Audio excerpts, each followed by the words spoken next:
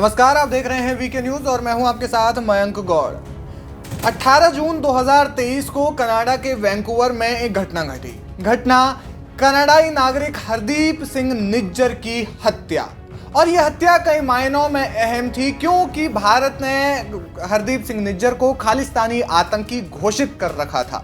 और इस हत्या के बाद 3 महीने के बाद कनाडा के प्रधानमंत्री जस्टिन ट्रूडो संसद में एक ऐसा ऐलान करते हैं, एक ऐसी बात कहते हैं जो पूरी दुनिया को चौंका देती है। चौंका इसलिए देती है क्योंकि जस्टिन ट्रूडो ने इसका जो आरोप है, हरदीप सिंह निज्जर की हत्या का जो आरोप है, वो सीधे तौर पर भारत पर मढ़ दिया था और ये कहा था कि हरदीप सिंह निज्जर की हत्या के पीछे भारतीय खुफिया एजेंटों का हाथ है।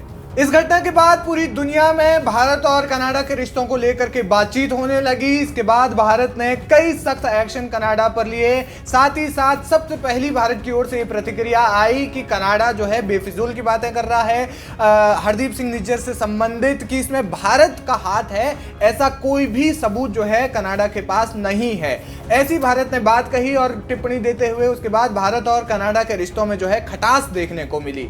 इस खटास का जो सीधा सीधा असर था वो G20 में भी देखने को मिला। G20 में जिस प्रकार से कनाडा के जो प्रधानमंत्री हैं जस्टिन ट्रूडो और नरेंद्र मोदी के बीच में कोई केमिस्ट्री जो है बहुत अच्छी नहीं देखने को मिली, जो कि अन्य देशों के राष्ट्रपति, अन्य देशों के प्रधानमंत्रियों के साथ देखने को मिली थी। और इसी के चलते अब एक बार फिर से ये मामला गर्मा गया है। क्यों गरमाया है वो आपको बताते हैं, लेकिन उससे पहले आपको बता दें कि जब ये मामला चल रहा था तो उस दौरान भारत ने कनाडा पर डिप्लोमेटिक जो संबंध थे वो तोड़ दिए थे। उसके अलावा कई अन्य चीज़ों पर भी प्रतिबंध लगा दिया था। साथ ही साथ जो है वो कनाडा और भारत में जो है यात्रा करने वालों पर, यानी कि वीज़ा पर भी रोक लगा दी थी। कनाडा के वीज़ा पर रोक लगा दी थी।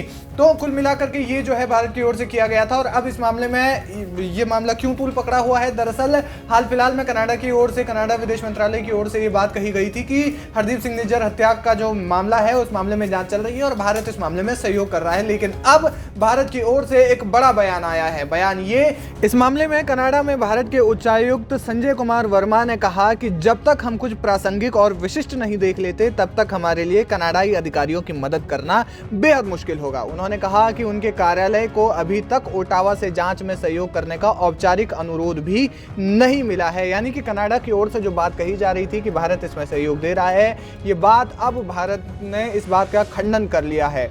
ओटावा ने नई दिल्ली को अब तक कोई भी सबूत नहीं दिखाया है और जो खालिस्तानी आतंकी निज्जर की हत्या से जुड़ा हो।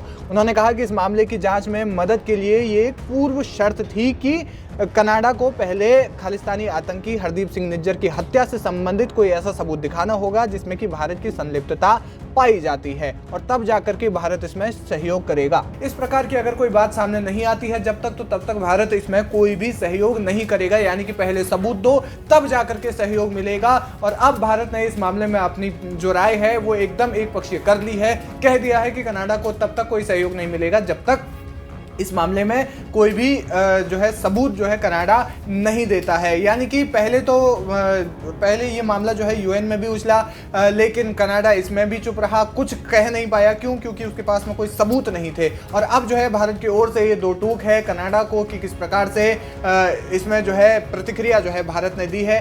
क्या कुछ आगे होता है ये अपडेट हम आपको देंगे, लेकिन फिलहाल भारत और कनाडा के रिश्तों में इसको लेकर के अब और भी ज्यादा हो सकता है कि आने वाले समय में कुछ तल्खी देखने को मिले। यदि कनाडा को ये सबूत नहीं मिलता तो जाहिर तौर पर अंतर्राष्ट्रीय स्तर पर कनाडा बेइज्जत हो जाएगा। क्या कुछ कहना चाहते हैं आप, हमें कमेंट सेक्शन में जाकर जरूर बताएं। वीके न्यूज, राष्ट्र के नाम।